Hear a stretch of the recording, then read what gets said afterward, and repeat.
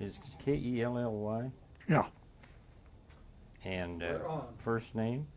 John. Okay, I'm Jim Sharp. I'm here with John Kelly, a Riley County World War II veterans, and Al Edwards, who's on the camera today. And Kelly has agreed to interview us Riley County World War II veterans regarding his experience during World War II. And we're right here at Riley County East Courthouse Annex at 115 North 4th Street, Manhattan, Kansas. Today is August 25th, 2003. So Kelly, let's start by you telling me where you were born and raised. I was born in Ogden, Kansas, which is now part of the reservation, a farm there. In World War I, they built Army City on my dad's farm. And then we moved into Ogden, and I was raised there until we moved to Manhattan in 1930. Went to junior high and high school here, and then I went to work at, odd jobs around when I was a kid. Worked at Western Union for a while. And then when they started building Funston for World War II, I worked out there until I went into the service in April 22nd of 1942. And I took basic training down at Little Rock, Arkansas. And then we went up to Camp Edwards, Massachusetts, where we formed this unit that I became a member of. And we trained under the Coast Guard for landing craft. We were operating landing craft from shore to shore.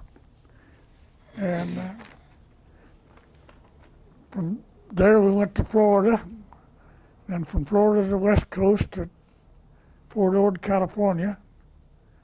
Shipped out from there, went to Australia, Cairns, Australia, and we trained up there in landings and so forth. And then we went up to New Guinea, and I wasn't up there very long. Well, for the record, tell me your name, rank, and serial number. My name was John J. Kelly, serial number 3715-8813. And I want to go back now. And my rank was T4, technician 4th grade. And I want to go back in your, I guess it's pre-military, and ask you if you remember where you were and what you were doing on December 7th, 1941. I was in the theater down at Parsons, Kansas, when they stopped the show and told us about the thing. I was working at that ordnance plant down there at Parsons, and that's where I was. And that was on, I don't know what day of the week, was that on a Sunday, I think. And I and another guy was going to join the Marines, and went up to Kansas City, got up there, and there was a madhouse trying to join, so we went back. And then they pulled me in April 42. So you actually went in April 1942. You took your training, you say at Little Rock. Was there a camp there? Camp Joseph T. Robinson. Camp Robinson, okay. And then what kind of training was that? Infantry? It was just, I don't know what they called it. It was probably infantry training, yeah. Basic training. And then you went where? Went to Camp Edwards, Massachusetts. What'd you do there? We started forming this unit, this 532nd Regiment. Which is an infantry? No, this was landing craft. Oh. We were operating landing craft. We took training under the Coast Guard up there because we were in MacArthur's Navy. All of our officers up there were wealthy. I'd say they were boatmen, what do you call it? Boats for people. What do you, You mean LCI? no, I mean pleasure boats. What do they call Oh. yachts? Oh. Men. Oh. Yeah, and our regimental commander was a stockholder or one of the big wheels in the Corcoran Shoe Company that made the paratroop boots. Hmm. And at one time, he furnished us all of our regiment with paratroop boots, which made us very unpopular with the one of the guys that jumped, Oh, the paratrooper. paratroopers. Yeah. They didn't think much of it. Hmm. But anyway, we went over, then from there we went to Florida, and it was going to train down there, but they had to train with, if you come in with a landing craft, you hit the beach, and there's a half-mile water yet. It was that shallow. So they moved us to Fort Ord, California, and we trained out there on the beaches out there.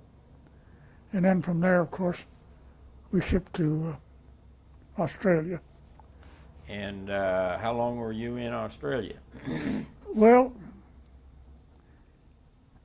I would say probably maybe 3, 4, say 5 months. Did you get acquainted with any local population? Not much, no. You were pretty much restricted, were you? Well, we were in a camp about 15 miles from town. And to get into town, you had to go across the river on a bridge that was underwater. I mean, you couldn't see the bridge. You'd go across on a truck, and they had rails on the inside to keep you from going off the bridge. Hmm. But that's the way, and so we just didn't get to see many people. Uh-huh. So from there, where did you go? We went up to New Guinea, and went up the east coast of New Guinea. And as I say, I wasn't into combat very long. I don't know how long we. What we did, we operated from shore to shore. We'd pick up. I was on LCVPs and LCMs, which were landing craft vehicle and personnel, and landing craft mechanized.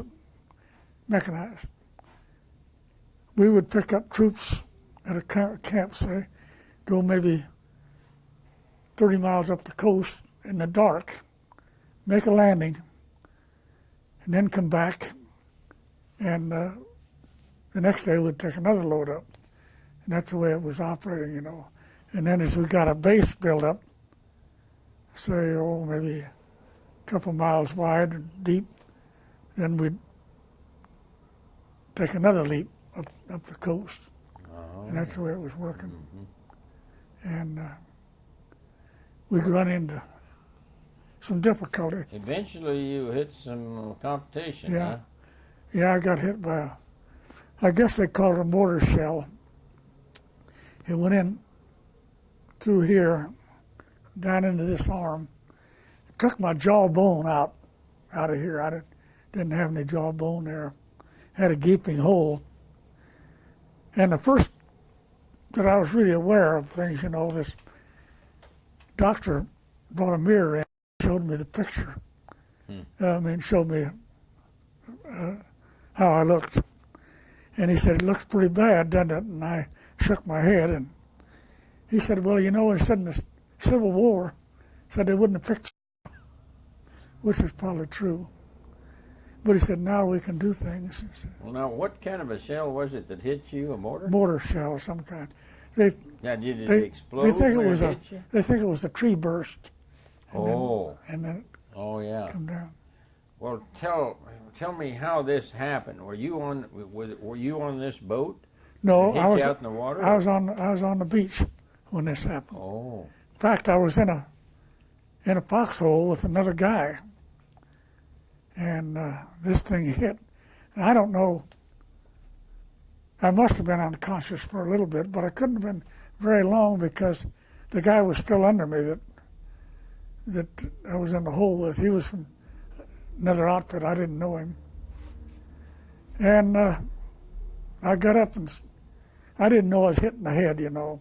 I got a hold of this arm, was holding it up, and started walking back. And a guy led me up the beach to this aid station. And they took me in there and started working on me. So you hadn't passed out very long, huh? Not very long, if at all. I was surprised. You know, I've thought a lot of times since then. This doctor said, you know, if you'd have been in the Civil War, they wouldn't fix you up. Actually, that's because they couldn't walk.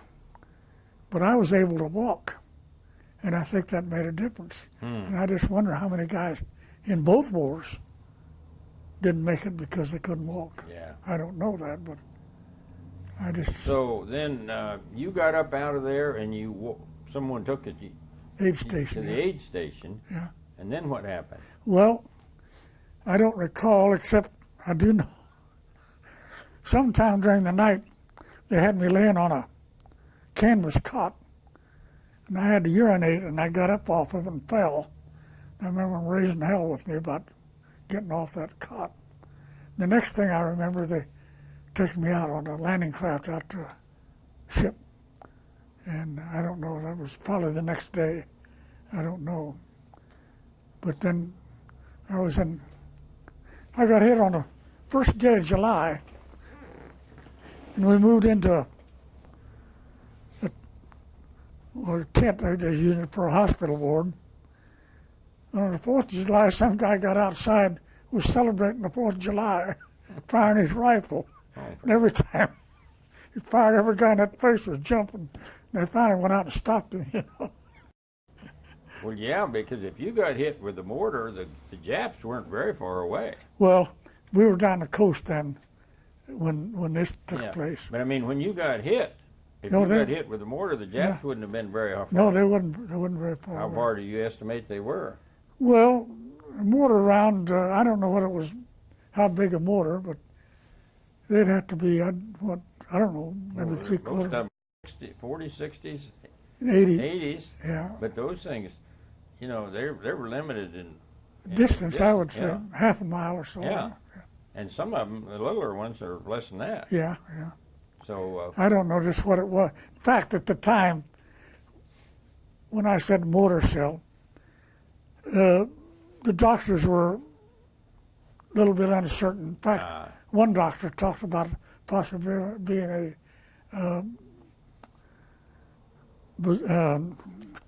I can't think of the word now, but it was something would have been illegal in warfare. But I really don't know. So now, how do you think this? I mean, you explained how it hit you, but it went across your face like this. Went down through like this, and then right into that elbow.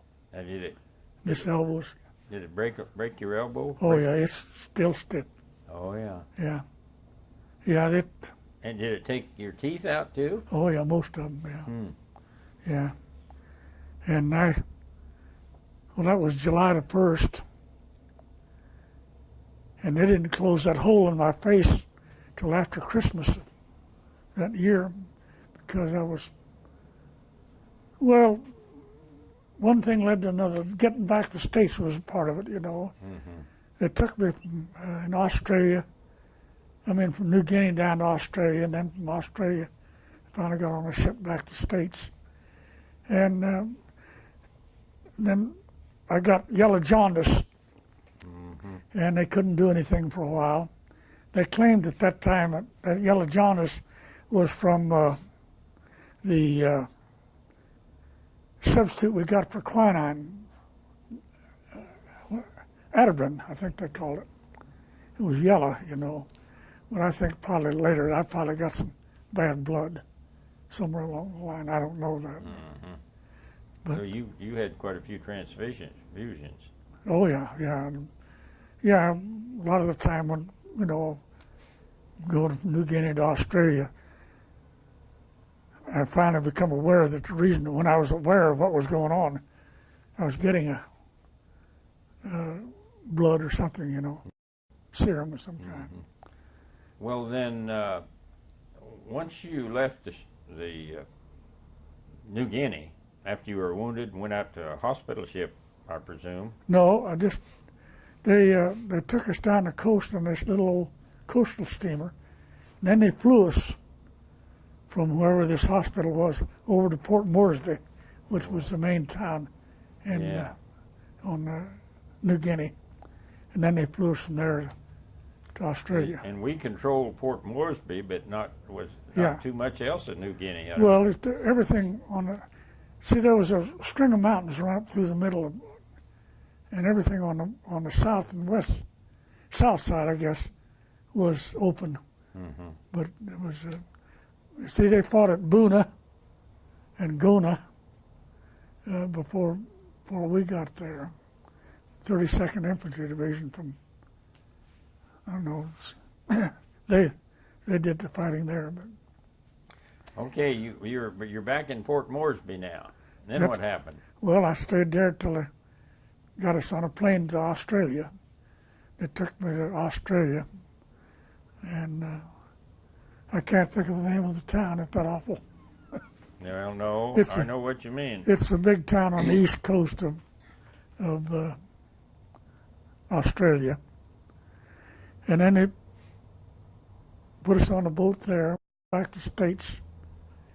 And I got into Letterman General in San Francisco. That's where they first closed this hole in my face. They did what they call a Z-plastic. They took this and turned it down, and this and turned it up. And they sewed this all the way down through here to get that together.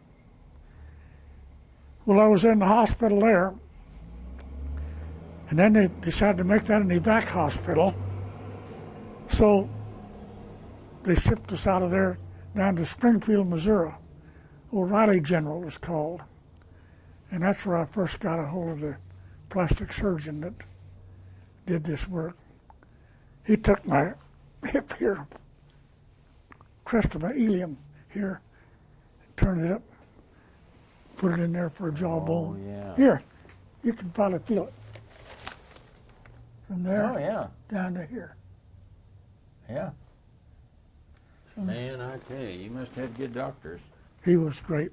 Yeah. You know, I always thought he was on dope because he operated 6 days a week and did dressings and everything all, you know. Huh. He was a plastic surgeon. And was he a military man? he was a colonel in there. Oh, yeah. They let him go up to, what's that hospital up north there?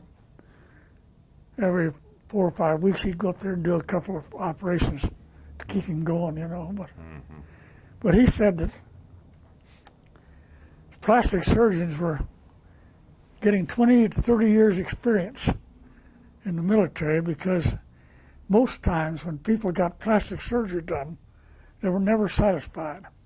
They thought their nose was too big. They fixed the nose and it threw the rest of their face out of line. Huh.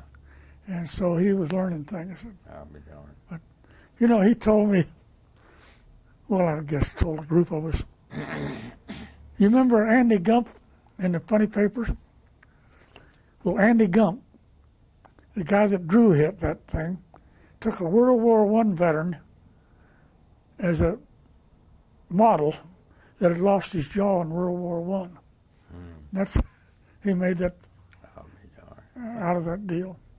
But anyway, they did that bone graft, and then they took this skin here, put it on the inside of my mouth, a skin graft, so I could wear a plate in there. And all this took time and time and time. And then I had to have the arm operated on. You see those, can you see those 2 incisions there? Well, this doctor took what would normally pull my wrist down. He brought them over the top. One's here and one here. And when I pull down, that wrist comes up. And he was real proud of that operation. Well, I think so. Now, from the time you were injured or went out to the boat off the landing area where you were Yeah. wounded, from that time until the end of your surgery, how long did that take? 3 years. I got hit on July the 1st, 1943, and I got discharged from that hospital on the 25th of June, 1946. The war was already all over with. Now, you would have some kind of disability, wouldn't you? Oh yeah, I'm 100% disabled. Is that right? Now, do you still get medical, say, through the VA or? Yeah, Uh, yeah. But as far as you were concerned, the surgery and the grafting and other things that took place with you. Oh, no. But it's this old doctor that worked on me in Springfield. He was great. Now, while you were in service and while you were in the hospital, how did you stay in contact with your family? Well, I could write, you know, and all. They wouldn't let me come home on leave because of this deal, and I didn't get home until, let's see, I got home the night before D-Day in 1944. It was the first time I got home, and but as I say, I wrote a lot, and my mother. And my one brother come to see me once. My brother was a prisoner of war over in Romania, and they got out of there. The Russians come in there, and they got out earlier, so they got back to the States before a lot of the other prisoners did, you know. And so I got to see him. Where did he get captured? He was a pilot on a B-17. B-17. He shot down over Ploiești oil fields in Romania. Oh, I wondered where he was. Yeah, that's where he was a prisoner.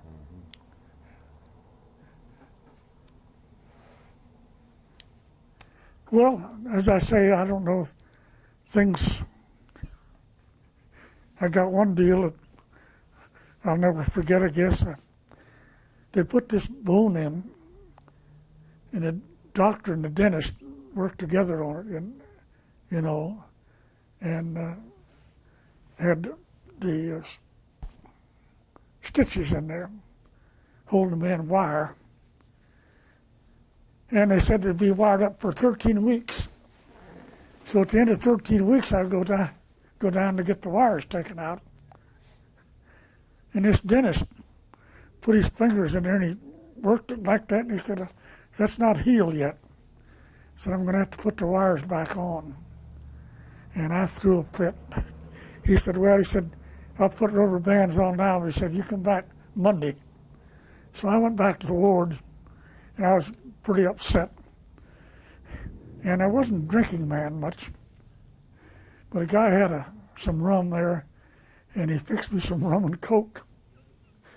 And I drank that rum and coke, and by the time it called for chow, I started down the back steps.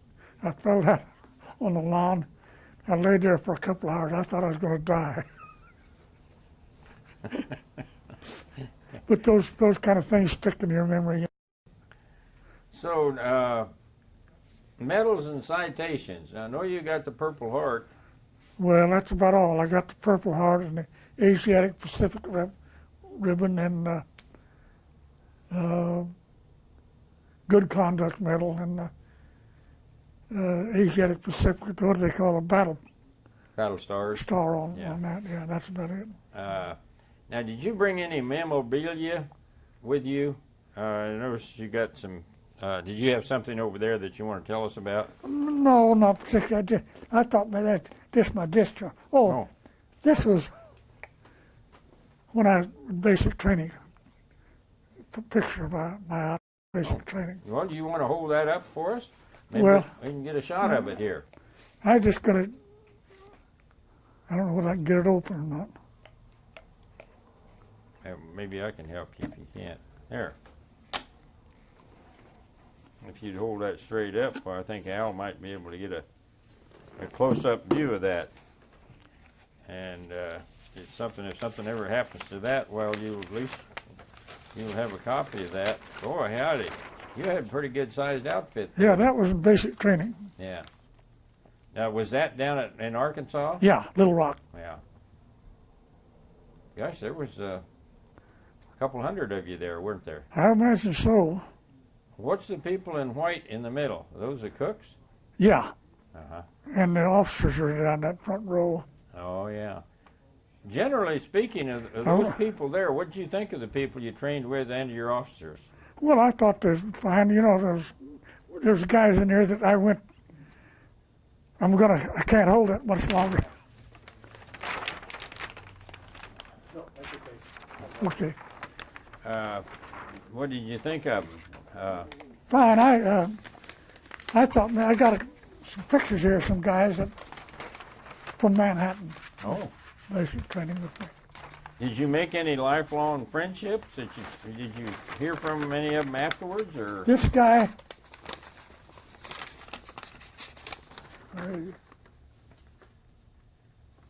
where I'm at in this picture. Here, I'm right there. And this guy right here, he's the one who sent me this picture. You mean this? You want to hold that end and? Where is John on that? Oh, Maybe I can stand up here and help. Yeah. Just hold it square. Yeah, hold it right out that way. Yeah. So we This can get. end's all I need over there. Oh, okay. Yeah. You wanna zoom in on that. Now, if you could point that, John. Can you where point to? are. Here. let's see. That's funny. I can't see it. Maybe I'll hold it this way for you first till you get him picked out. Thought it was up on the second row. There I am. Oh. There. The third one from the All right. Hold a second there. Yeah. Okay.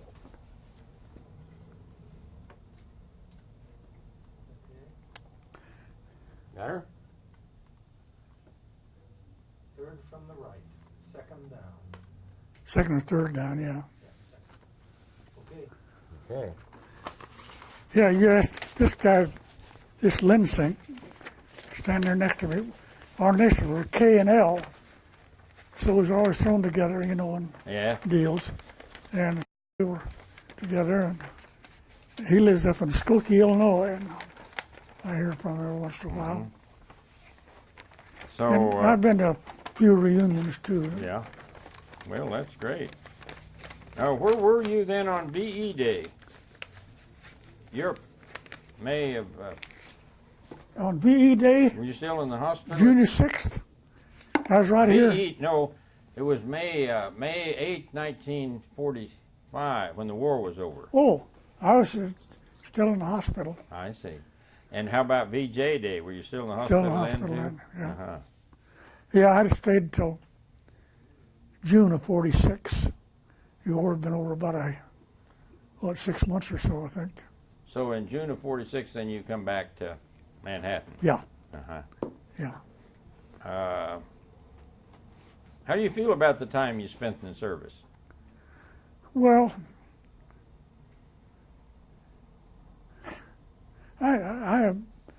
it was all right, I guess. We had a war going on, but I often felt I was in the hospital when the A bombs were dropped, you know.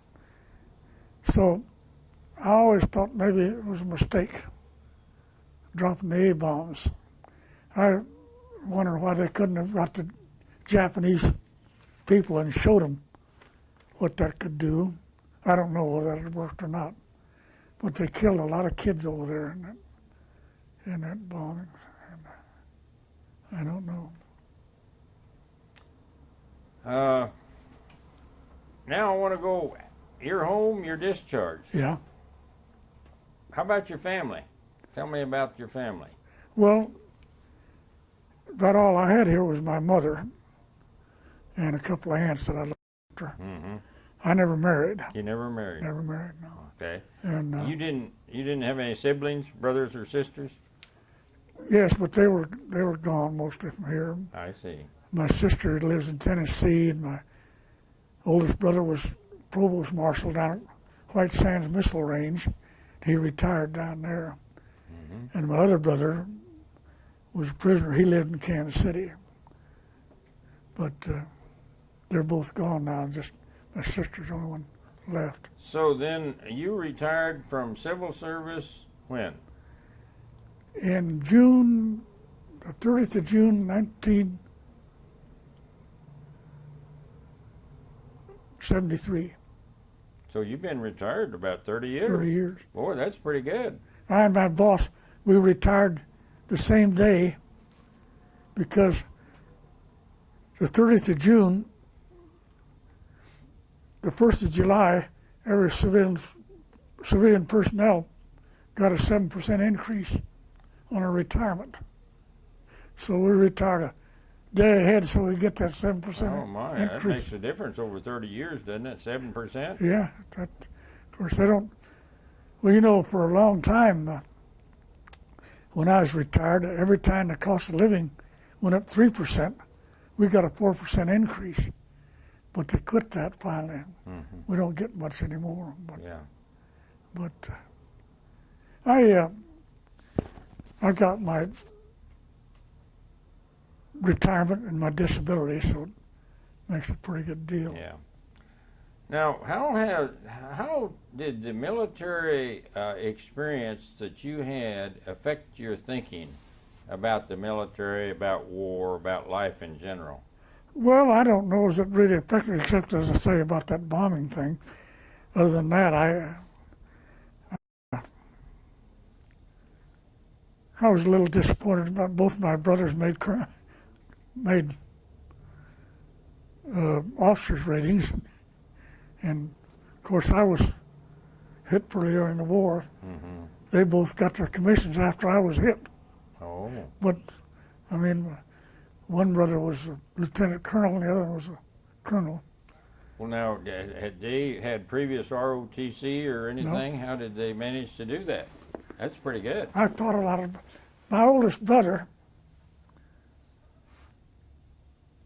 When the high school football season was over, he never went back to school. He never got a high school diploma. My other brother was managing 2 theaters here in town when he was in high school, and he never got a diploma. But both of them got them in the service afterwards. Now, when did they go in the service? Well, my brother in Kansas City, he went right after D-Day. I mean, after when we went to war. What do you call it? When Japan. I mean, Pearl Harbor. Pearl Harbor, yeah. He went in shortly after that. Well, both in the Army? No, Paul was in the Air Force. And, But they both got in officer candidate school, and Yeah. once they got through there, they Yeah. went right up, didn't they? yeah, did pretty well. Yeah. Well, they were sharp, both of them. Mm-hmm. My oldest brother was sharp as a tack, but he didn't believe in Yeah. school when he Well, it sounds like you did all right, and you did pretty good yourself. well, I mean, considering, all the hardships you had to go through, the factors you went through. yeah, well, you learn have to do it, I guess. Yeah, well, I saw a lot of, one thing that I never will forget, the doctor told us one time. He got a letter from a kid that had been discharged that had a facial injury. I don't know exactly what it was, but anyway, this kid went home, and evidently he went someplace where some remark was made about his condition, and he took it up, and somebody slugged him, and he wanted to come back to the hospital. They couldn't take him back, he had to go to the VA. So he got us all together. Said, when you get out of here, if you got tempers, stay away from bars and stuff. yeah. So, Well, what other interesting or unusual aspects of your service would you like to talk about? Well, I don't know of anything else. I can't think of anything that was important. I suppose when I leave here, I'll probably think Well, of a dozen yeah. item. Well, I mean, it sounds very interesting to me, and we have a tape which Al has been preparing here that we're going to give to you as sort of a memento and a thank you for coming over and talking with us. Well, I enjoyed it. So, well, good. Well, thank you. Yep. Appreciate it.